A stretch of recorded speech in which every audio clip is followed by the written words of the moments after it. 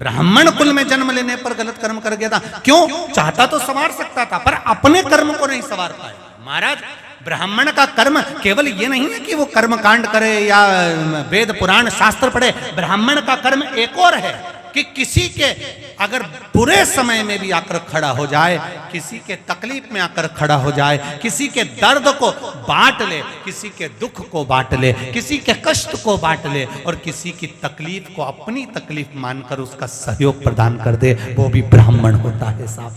हाँ, उसका भी तत्व ब्राह्मण होता है। और ये केवल ब्राह्मण तत्व के लिए नहीं, सबके लिए कहा गया। आप दूसरे के दुख में अगर शामिल हो तो समझ लो कि आप ब्राह्मण तत्व में ही।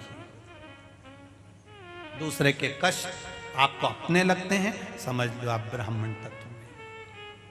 महाराज, शिव पुराण कह रहे, भगवान शंकर का संवाद कर रहा है। शिव महापुराण वर्णन करती है, देवराज नाम का ब्राह्मण चोरी का धन लेकर गया था। वो चोरी का धन लेकर वापिस मंदिर से बाहर निकला, बेलपत्री के वृक्ष के नीचे उसके प्राण छूट गए। अपनी उस माता ने, देवराज नाम के ब्राह्मण की माता ने एक लोटा जल जो शिव जी को समर्पित करा था, उसका पुण्य ये मिला कि देवराज को अंत समय में देवलोक भगवान शिव का धाम मिला। फिर अगला जो वर्णन आता है वो बिंदुक और चंचूला का आता है। एक बिंदुक नाम का ब्राह्मण जिसकी धर्म पत्नी का नाम चंचूला देवी था, बिंदुक भी गलत कर्म कर कर अपने प्राणों को त्याग दिया था। पानी में डूब कर मरा था, पानी में डूब कर मरा। सर्प के डसे से मरा हुआ, स्त्री के हाथ से मरा हुआ और जल में डूब कर मरे हुए व्यक्ति का, उसका मोक्ष नहीं है।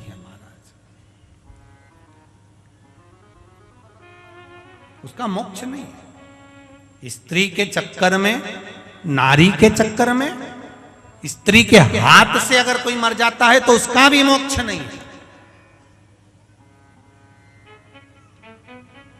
हम कई बार कहते हैं, कई लोग कहते हैं मुझको उसने धोखा दे दिया तो वो मर गया।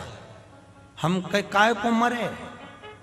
स्त्री के चक्कर में, नारी के हाथ से, नारी के द्वारा अगर मरा है तो मोक्ष नहीं है। पानी में डूबकर बिंदुक मरा था, मुक्ति नहीं, भटकता रहा। चंचूला देवी ने काशी में जाकर शिव महापुराण की कथा का सुख पाया, शिव का धाम मिला। विनय करी, मेरे पति को मुक्ति कैसे हो,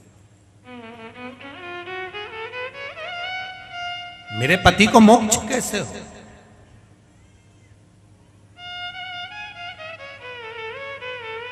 विनय करा, निवेदन करा।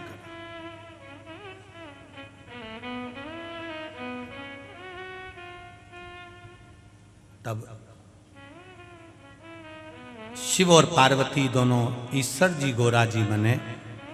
तुमरुका जी ने शिव महापुराण की कथा कही और भगवान देव अधिदेव महादेव कथा सुन रहे हैं। ईश्वर जी गोरा